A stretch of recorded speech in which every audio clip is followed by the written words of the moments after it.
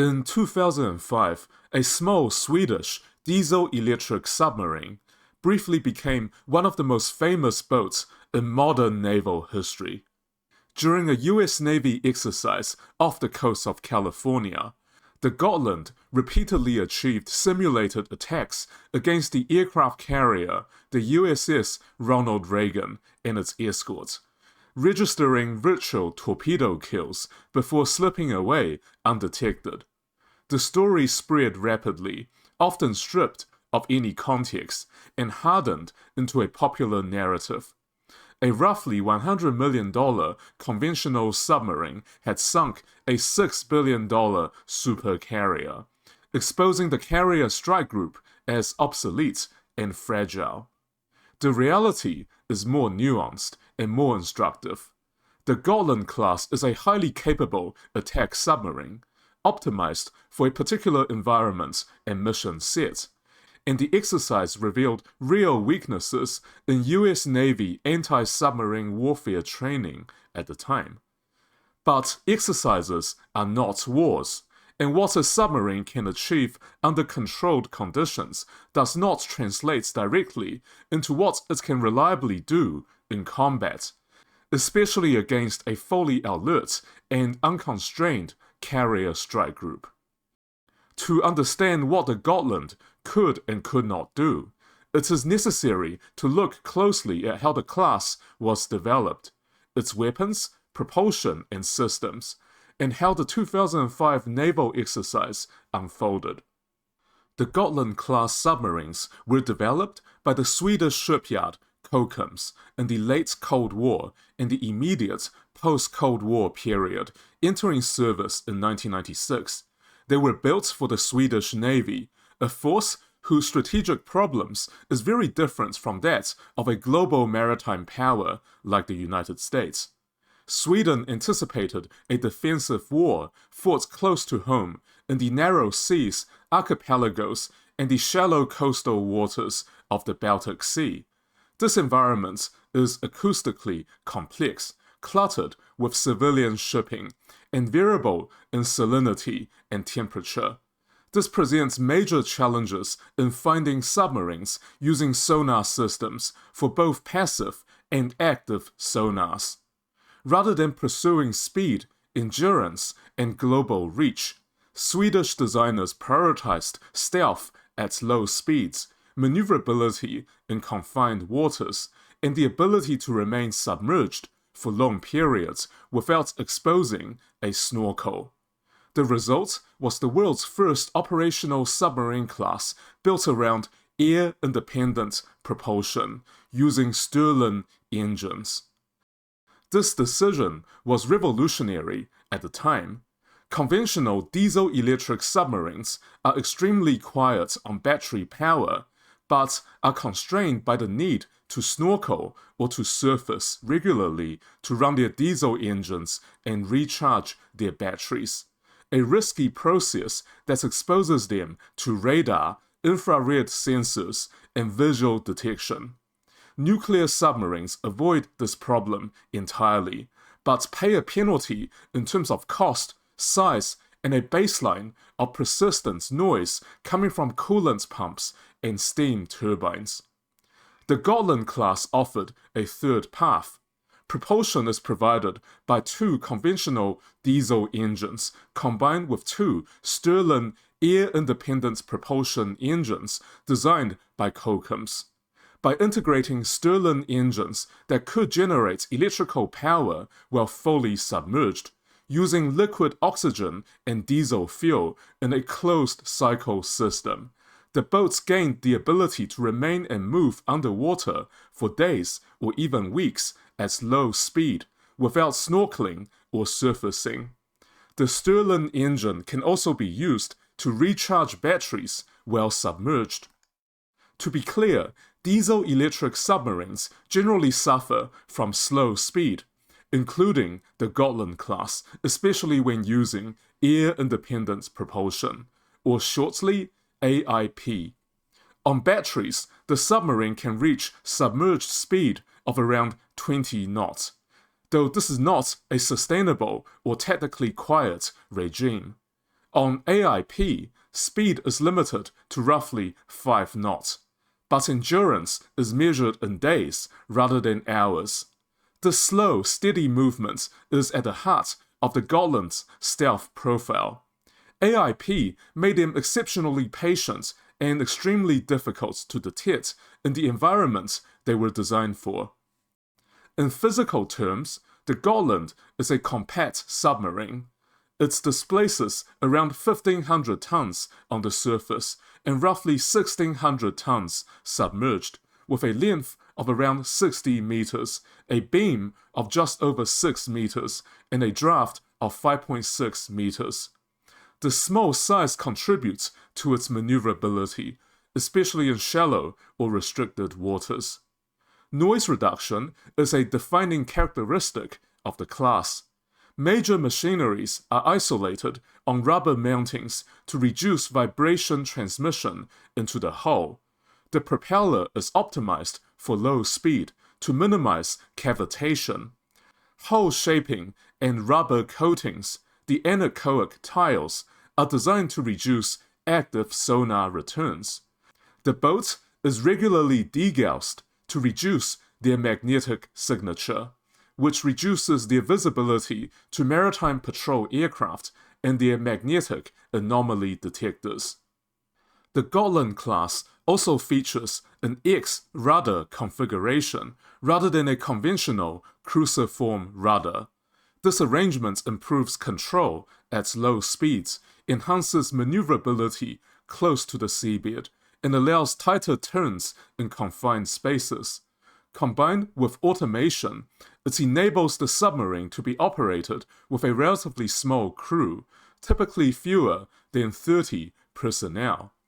In terms of combat systems, the class is equipped with an integrated sonar suite optimized for passive detection in the cluttered environments of the Baltic.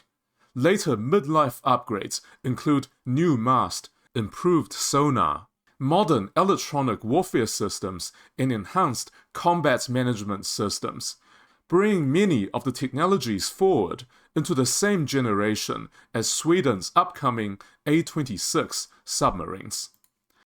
Armament consists primarily of torpedoes, launched from a mix of 533mm and the smaller 400mm torpedo tubes, as well as the ability to deploy naval mines. The 533mm torpedo, for which there are 4 tubes, is the standard dimension for heavyweight torpedoes used by submarines across the world. The smaller 400mm torpedo, for which there are 2 tubes, is a shorter range weapon. This is not standard for other navies. For the Gotland class, the emphasis is more on flexible, close-range engagements rather than long-range attacks. The exercise that made Gotland famous took place in 2005 during a US Navy pre-deployment training off California.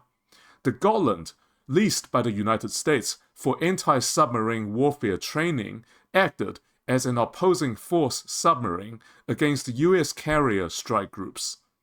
Within the rules of the exercise, Gotland repeatedly achieved firing solutions against the USS Ronald Reagan, penetrating the carrier's defensive screen and recording simulated torpedo attacks.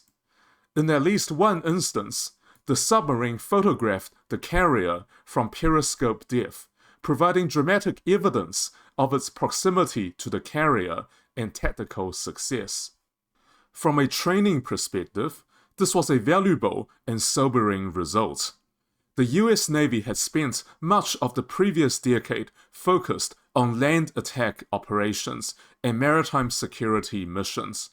High-end anti-submarine warfare against quiet diesel boats had atrophied. The Gotland exposed gaps in tactics, coordination, and acoustic sensors, particularly in shallow and noisy coastal waters. However, the conditions under which this occurred matter enormously. Exercises impose constraints by design. The carrier strike group operated within a well-defined training area. the submarine had a known mission to stalk the carrier. The carrier had to remain in the area long enough to complete training objectives.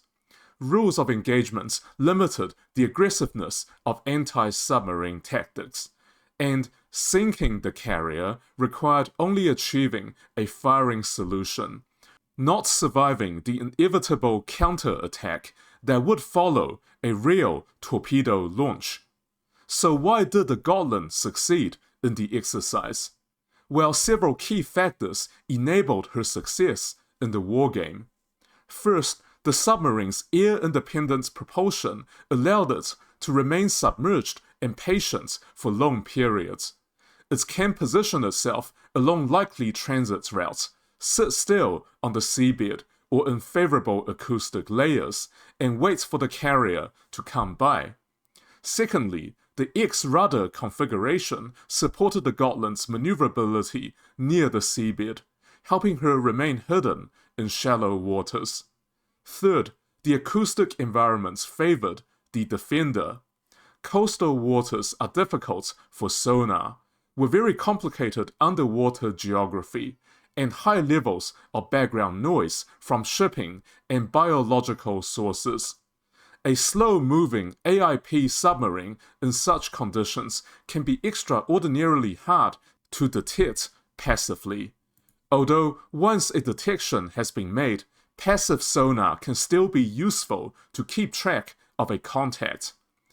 Fourthly, the US Navy crews involved had limited recent experience hunting modern AIP submarines. Anti-submarine warfare is a perishable skill, and without regular exposure to realistic opposing forces, even capable platforms can be misused or under-coordinated. Fifth, the rules and objectives of the wargame favored the submarine. The carrier strike group was constrained, while the submarine knew roughly where the high-value units would be. In a training context, this asymmetry is intentional. It is meant to stress the defense and reveal weaknesses. Finally, there was little downside risk for the submarine. Once Gotland achieved a firing solution, that round of exercise was effectively over. Whether the submarine would have survived the subsequent minutes or hours in a real naval battle was irrelevant to the training outcome. In real life, of course, whether the submarine survives is of course highly relevant for the crew members who face hard choices. In an actual war, the operating environment for a carrier strike group would be profoundly different. The US Navy has a lot more options and is likely to do things differently in a highly contested environment. The most important difference is freedom of maneuver. A carrier's greatest strength is the long operational range of its air wing. This allows the carrier to operate over an area measured in millions of square kilometers, not tens of square kilometers as in an exercise.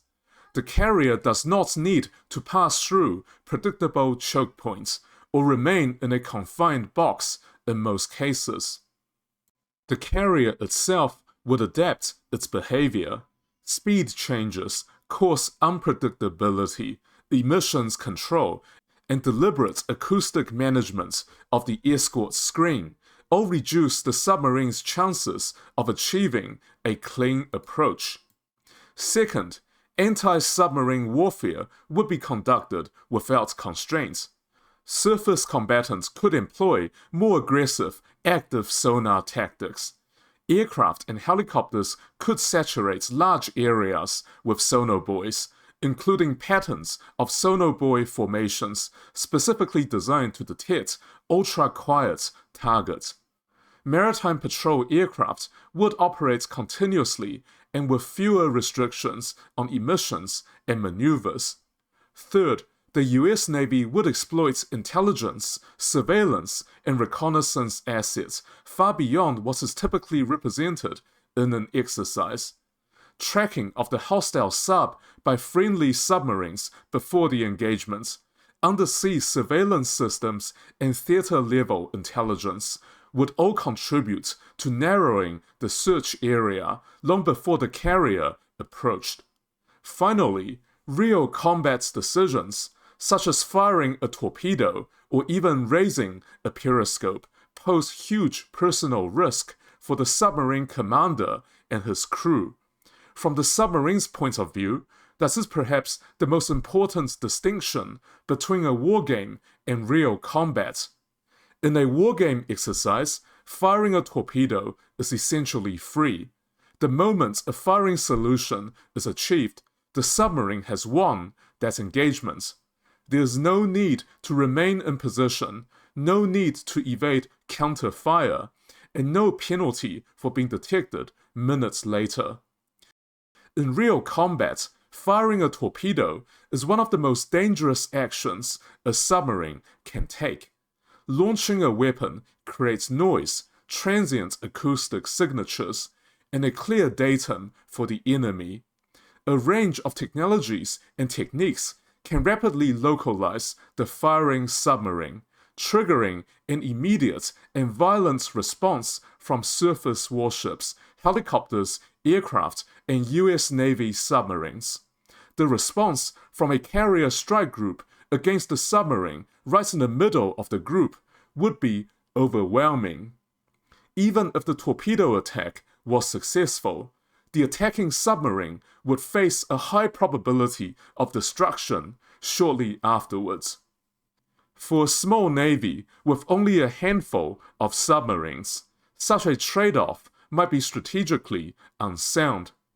For the crew of the submarine, the trade-off in terms of their own lives may very well be unacceptable. This reality encourages extreme caution. In war, a Gotland-class submarine would prioritize survival, intelligence gathering, and selective engagement against high-value but less well-defended targets. The threshold for attacking a carrier would be extremely high, because failure or even partial success could mean the loss of the boat and its crew. This is not to underplay the effectiveness of the Swedish design. The Gotland-class submarines are formidable platforms within their intended role. They are exceptionally quiet and well-designed for coastal operations. The 2005 exercise demonstrated quite correctly that modern AIP submarines pose a serious threat and that anti-submarine warfare is a useful capability to have. What the exercise did not demonstrate is that a single Gotland submarine could reliably sink a US carrier in real combat. Outside the artificial constraints of a wargame, the balance shifts sharply.